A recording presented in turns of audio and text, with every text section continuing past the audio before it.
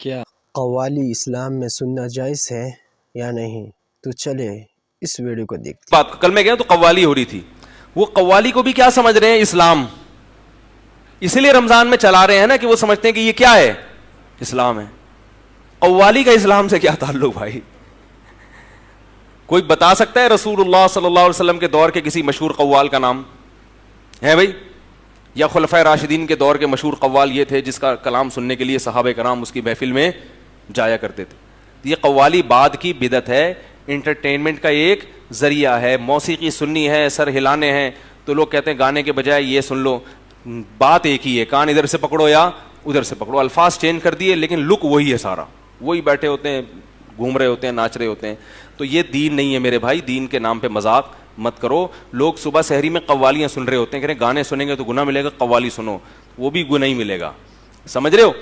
تو دین اس کو بنا لیا. تو اللہ نے بنی اسرائیل سے جو ایگریمنٹ لیے ان میں دوسرا ایگریمنٹ کیا تھا؟ پہلا تو یہ کہ اللہ کے سوا کسی کی عبادت نہیں. دوسرا وبالوالدین احسانا، والدین کے ساتھ حسن سلوک ہوگا. والدین کے ساتھ کیا ہوگا؟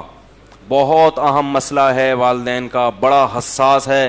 اللہ نے حقوق العباد میں جس قدر اہتمام کے ساتھ باپ اور ماں کے حق کو بیان کیا، اتنا حق اللہ نے کسی اور کا بیان نہیں کیا. نہ کسی استاذ کا، نہ کسی پیر و مرشد کا، کسی کا بھی ایسا بیان نہیں کیا.